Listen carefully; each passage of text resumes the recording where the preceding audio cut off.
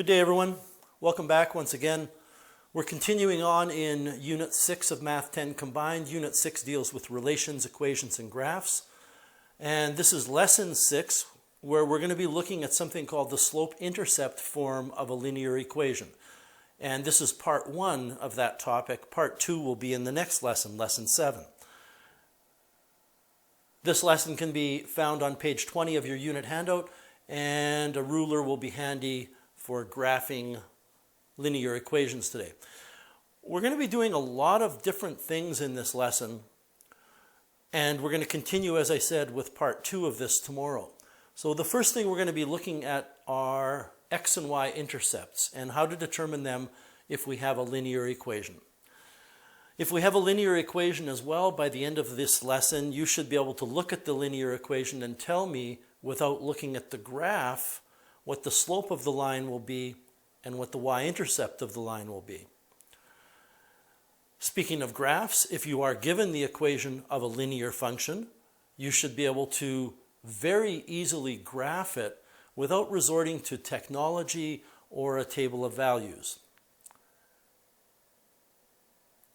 And if I give you the graph of a linear function, you ought to be able to write the linear equation in this slope-intercept form and explain what the equation is telling you. To begin with here, a bit of review. First of all, recall that a linear function is a straight line when plotted on a coordinate grid. The key to that is the word linear. You can recognize linear functions in many ways, but when it comes to a graph, it's going to be a straight line. That is a bit of a typo there, I guess. It should say the slope of the line is an indication of how steep the line is and whether the line rises or falls from left to right. And we covered slope in the previous lesson. In the previous lesson, we figured out that you could determine the slope of a line using this formula. And all this formula is saying is we're taking the rise divided by the run, and the rise is simply the y-coordinate of one point minus the y-coordinate of the other point. And when we divide by the run is the x-coordinate of one point minus the x-coordinate of another point. Now, what are intercepts? Well, we have what are called x-intercepts and y-intercepts, and the point where a graph crosses the x-axis is called the x-intercept. So wherever a line or a graph of any kind crosses the x-axis, we refer to that point as an x-intercept. Similarly, the y-intercept is wherever the graph crosses the y-axis. So if I just take a look at a graph here, and this is not in your notes, I just decided to throw this in here, you can see that this linear function crosses the x-axis and it crosses the y-axis. Specifically, it crosses the x and y axes at those blue points. And we could say that the x-intercept of this graph is -6. And that would be okay.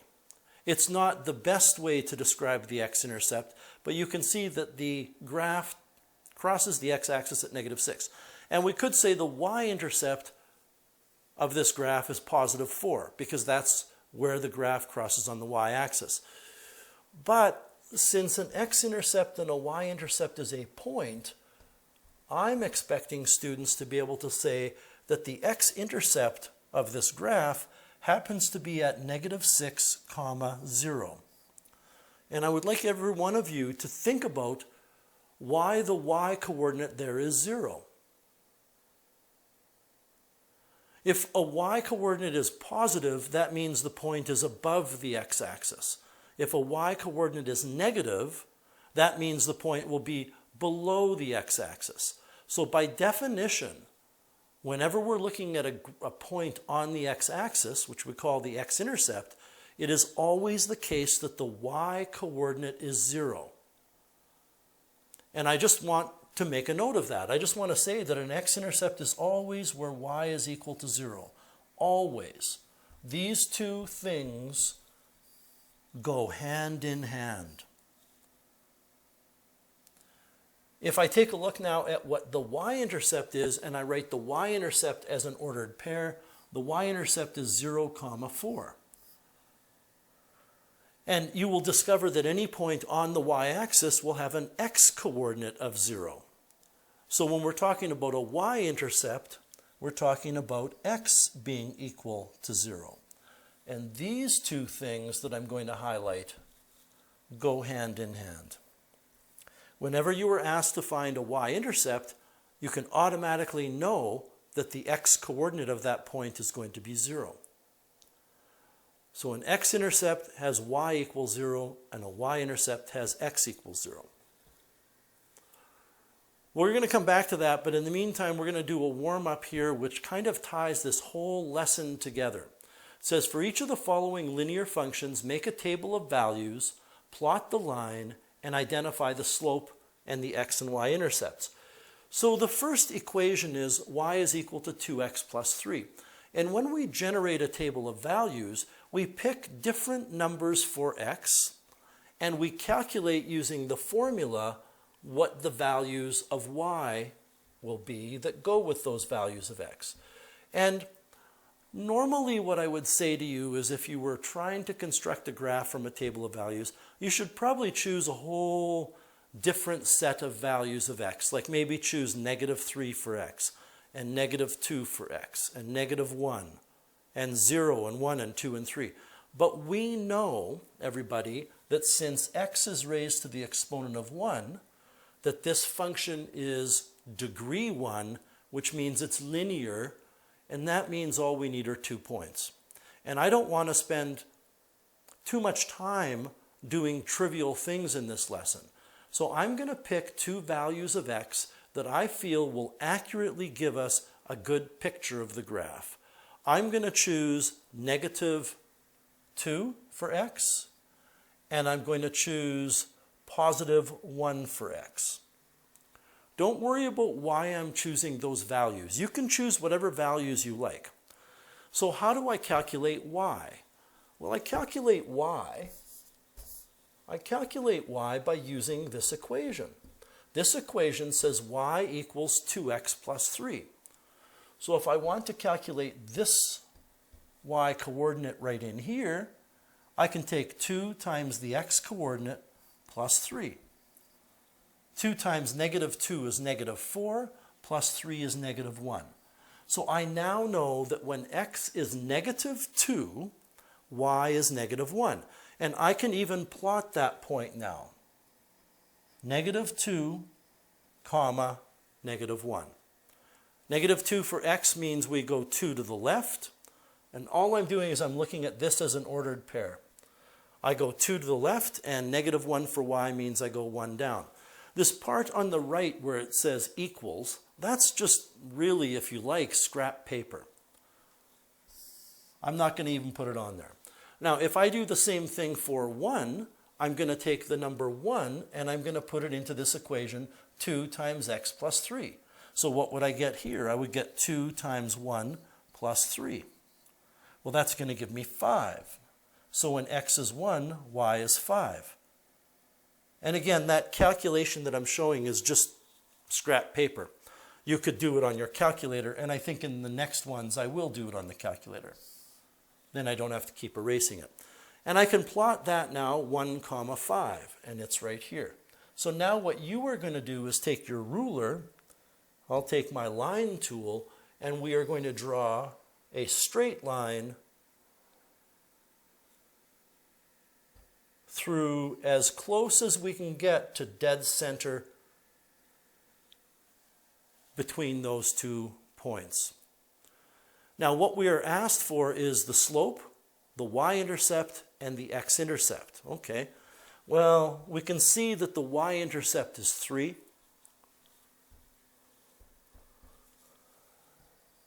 The x-intercept looks to be about -1.5. And the slope can be found by taking these 2 points. I'm just going to go with rise over run as opposed to using a big complicated formula.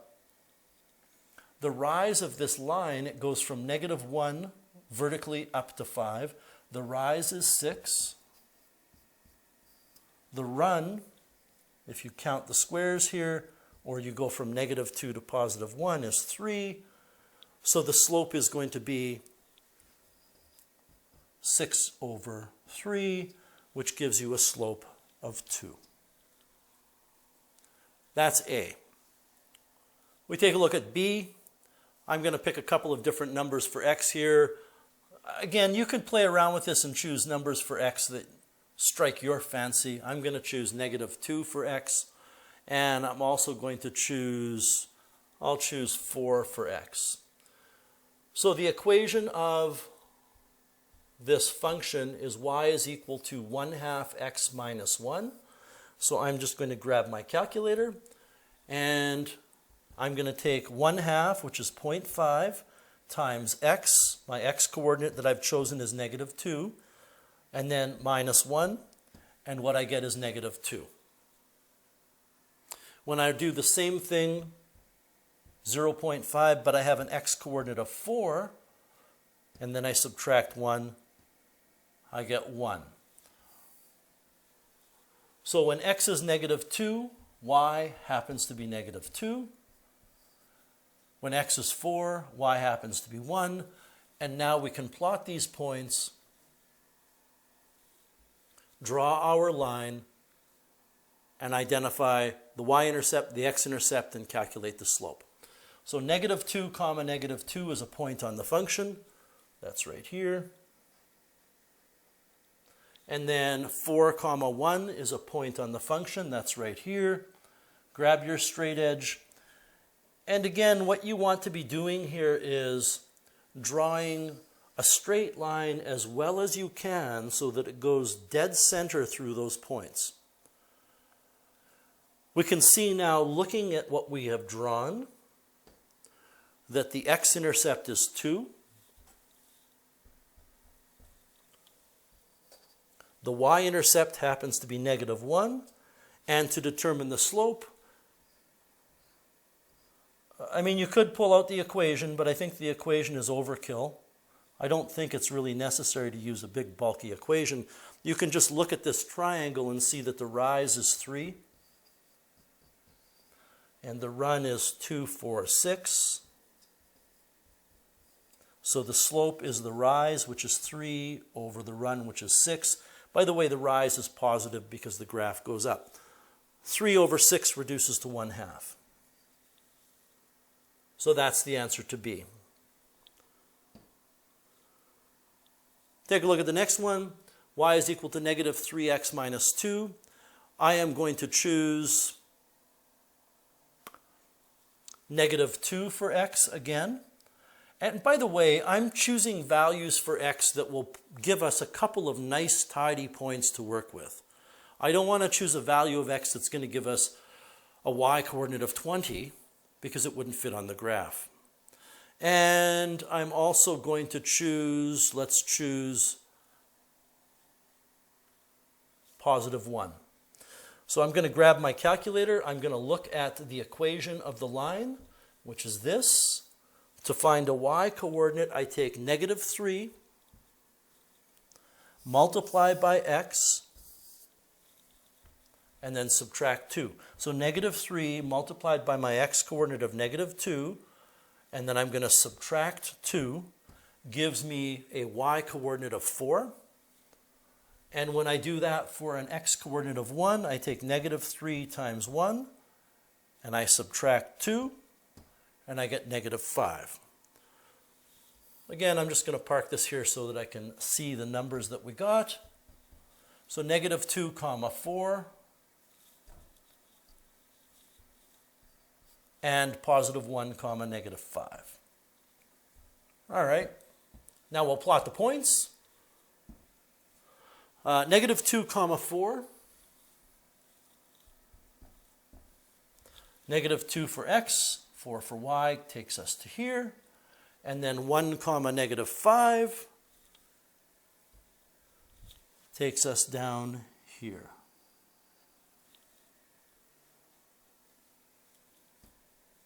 Again, you're going to take your straight edge. I'm going to use that and align it properly now. You take your straight edge, and once again, you want to try to draw this line so it goes through dead center of those points. What do we see here? The y-intercept is negative 2. If we had to guess about the x-intercept, it looks to be about negative 2/3. And finding the x-intercept is the least important thing of what we're doing today. But it looks like it's going to be negative 2/3. And in fact, it will be. We'll come back to that later. How do we find the slope? We draw our triangle, draw the run first and then the rise. The run is 3. What's our rise? It goes down a total of 9. So our rise is negative 9. What does that tell us? It tells us our slope is negative 9 over 3. And we can simplify that and write negative 3. I think I have one more that I want us to do. Y is equal to negative 1/2 x plus 5. I'm going to choose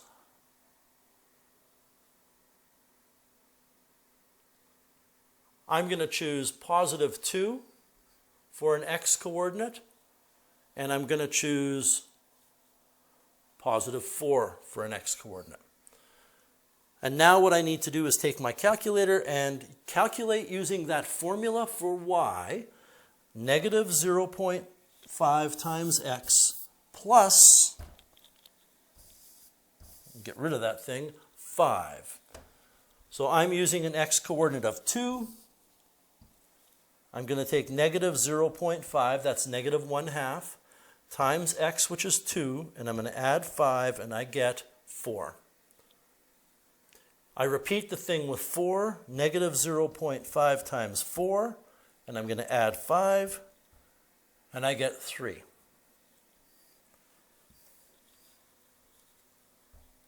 So here are 2 points, 2, 4, and 4, 3. So we can plot them and answer the question. 2, 4. 2, 4 is here, and then 4, 3 is here. And you might kind of get an inkling of why I chose those numbers. I chose those numbers for x because I knew that if I chose numbers elsewhere, we probably wouldn't get points that we could plot. So, what is the y-intercept? The y-intercept is 5.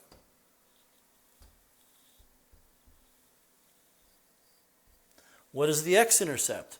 Well, we have to use a bit of imagination here if you want to extend it, but we don't need to do it that way. If you want to find an x-intercept,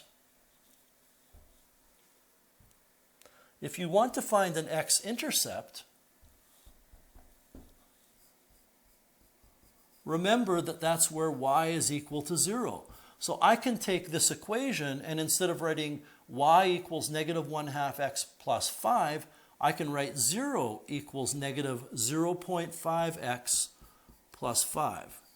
And I want to solve this for x. I can subtract 5 from both sides, and I'll get negative 5 equals negative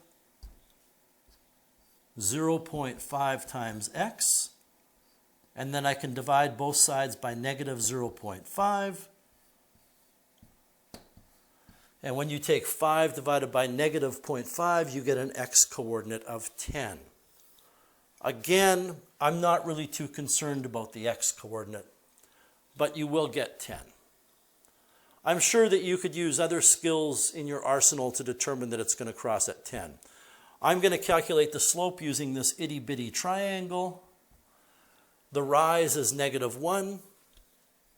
The run is 2. So the slope is negative 1/2. And this all comes to a head here in number 2, where it says compare the slope and the y-intercept that we found to the equation of the line.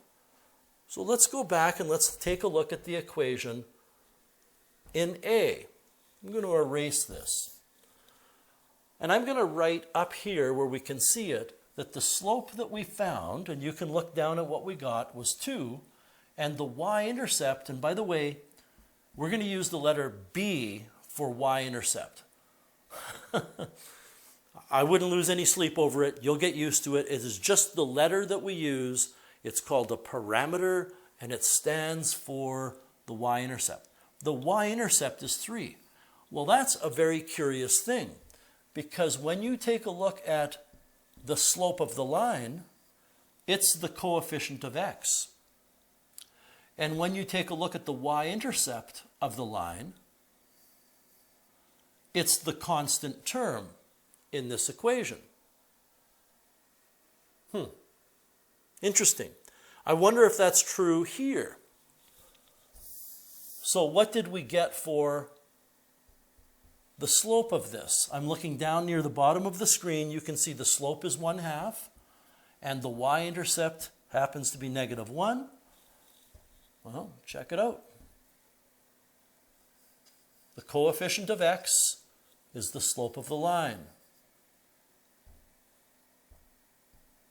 The constant term is the y-intercept.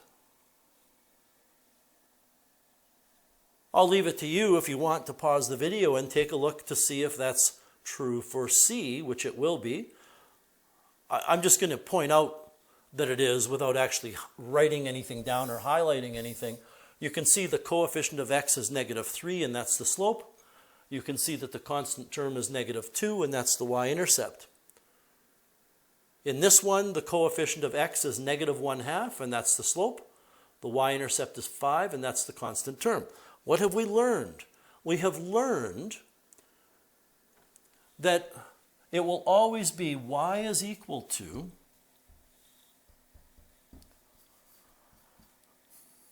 I want to just write it out first, and then I have a condition here. Slope times x plus y-intercept. As long as it's y equals, as long as your equation is written in the form y equals, that will always be the case. And this y equals mx plus b, y equals the slope times x plus the y-intercept, is called the slope-intercept form of a linear equation. In this equation, whatever that number is in front of x is the slope, and whatever that number is by itself, meaning a constant term not attached to x, that's the y-intercept. And this is really the lesson. I could have opened with this. I could have just said, well, you know what? Y equals mx plus b, and m is the slope and b is the y-intercept. But I wanted to convince you that that's the case. Now that we have that loaded into our toolkit, and again, it's called the slope-intercept form, these equations are going to be very easy. These examples, rather, are going to be very easy. Determine the slope and y-intercept of each line and sketch them. Well, A has a slope of 2/3 and a y-intercept of -4. So how do we sketch this graph? We put in the y-intercept at -4, and we say to ourselves that that slope of 2/3 means we go 3 to the right and 2 up. And that's all I have to do from that y-intercept is go 3 to the right and 2 up and put a point. Go 3 to the right and 2 up and put a point. If you want to be fancy and try to impress your friends and your family and your pets, then we can work backwards and go 3 to the left and 2 down. Bottom line is, once you know the y-intercept and the slope, graphing the line is easy. What about the next one? Well, the slope of this is -1/4, and the y-intercept is 6. A slope of -1/4 means you go 4 to the right and then you go 1 down. Again, this is really simple. What we need to do is plot a point at 6, and from there we go 4 to the right and 1 down. And then we can draw the line. I can't really put any other points there because I've run out of grid space, but that's what it would look like.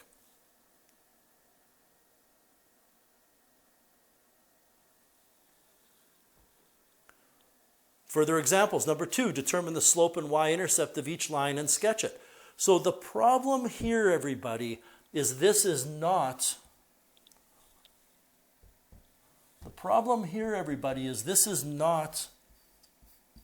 in the y equals mx plus b form. So I'm going to take this opportunity to teach you how to rearrange this equation to put it into that form. We want to get y by itself. And my opinion on rearranging these equations is I would much rather have positive y's. And you can see looking at this equation that what we have is negative 2y. So what I'm going to do is I am going to add 2y to both sides, getting a new equation. Well, it looks new, but it's the same thing. And I'll have 2y is equal to 3x minus 6. I still need to get y by itself, and I can do that by dividing each term by 2. So what I end up with is, on the left-hand side of the equation, 3/2 x minus 6 divided by 2 is 3 equals y. So there it is in the y equals form. The y is on the right side, but who cares? If you want, you can just write it backwards. Y equals 2/3, y equals 3/2 x minus 3. I'll come back to that in just a second, okay? We'll graph it, but I just want to move on and do the same thing with this equation. This equation has 2y on the left, and it's positive. I think it's better for students to always arrange the y's to be positive. So this time we're going to leave the y's alone, and I'm going to subtract 5x from both sides. I'm also going to add 10 to both sides. Subtracting 5x from both sides gets rid of the x's on the left. Adding 10 to both sides gets rid of the negative 10 on the left. In other words, it turns into 2y equals negative 5x plus 10. And I can divide everything now by 2. This going from this form to where we're landing here is an important skill. So I divide this by 2, I divide this by 2, I divide this by 2, and what do I get? Y equals negative 5/2 x plus 5. 10 over 2 is 5. So here they are. I've already prepared this and I've rearranged them and I've typed it out for us. So how do I graph 3x minus 2y minus 6? The answer is I rearrange that equation to get it into this form, and now I can see that here the slope is 3 over 2. The y-intercept is negative 3. Easy. All I do is put a point at negative 3 on the y-axis, and then I know that a slope of 3/2 means I go 2 to the right and 3 up. And I can continue going 2 to the right and 3 up, 2 to the right and 3 up. You could work backwards if you like, but I think that's sufficient for us to get the drift of what's going on. That is graph A. How do you graph B? How do you graph 5x plus 2y minus 10 equals 0? You rearrange it for y first so that you can say the slope is negative 5 over 2. And the y-intercept is 5. So we put a dot at 5. The slope of negative 5 over 2 means we go 2 to the right, 1, 2, and then 1, 2, 3, 4, 5 down. 2 to the right, 1, 2, 3, 4, 5 down. And that's what it looks like. I think we were asked to verify these with a graphing calculator. No, we're not. Number 3, write the equation of a line with a slope of -1/2 and a y-intercept of 4. Well, let me write the answer and ask you to take 30 seconds of your time and think about what I just did. This doesn't require that you're a mathematical genius. All I did was I took y equals mx plus b and I read the question. So I'm going to give you a few seconds to ponder what happened there.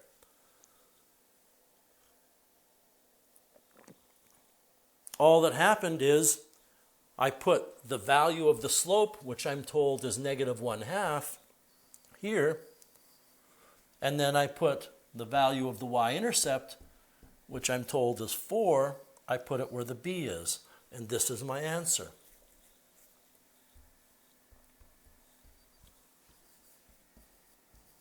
It's not a trick question. It's not intended to be something that's difficult. It's intended to be something that's very easy. Number 4, what are the slope and y-intercept of the line shown? Well, the slope is found by picking some points that we can read. I'm going to pick this point here and this point here. So my triangle is that. What's my rise? 1, 2, 3, 4, 5, 6. My rise is 6.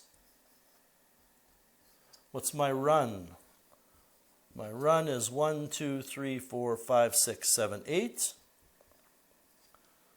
So what's my slope? My slope is 6 over 8, which is 3 over 4. What's the y-intercept? Well, it's just a matter of reading it. It's -1. Well, what's the equation of the line? Y equals the slope times x plus the y-intercept. And we're done. We are asked to verify it with a graphing calculator. So grab your graphing calculator. We're going to go to y equals, top left corner of your calculator. If you have anything in there, you want to clear it out. I'm going to enter in my equation. There it is at the bottom of the screen. Y equals 3 divided by 4 times x. You know, I want to stop there. That looks bad to me. I don't like the way that looks. It is correct so far, but it looks like I'm saying 3 divided by 4x, and I'm not. So I don't need to put a set of brackets here, and I don't need to say times x, but I'm going to do it that way so that students understand what it is I'm entering. And then -1. I was showing some other students in other classes about features of their graphing calculator, so I can't remember what discussion I've had with you in 10C, but I would recommend going zoom and choosing standard, which is number 6. And we take a look at this graph. It doesn't look maybe quite right because your screen is a rectangular screen and we're plotting it on a square grid. But I'll show you a little trick you can do with your calculator. If you hit the trace key, which is the 4th key along the row at the top, it will plot a point there. But what's really interesting is I can enter, after I hit trace, I can enter, say, 4, and it will show x equals 4. And then if I hit enter, it will show me y equals 2. And I can confirm by looking at my graph that 4, 2 is a point. I could put -4 and hit enter, and it tells me that the x-coordinate is -4 when the y-coordinate is -4, and that point is certainly on there as well. Right, so what I've just done is I've confirmed everybody that this point matches that point, and this point matches this point. You know, while we're at it, I can go back over here and I can plot these two equations.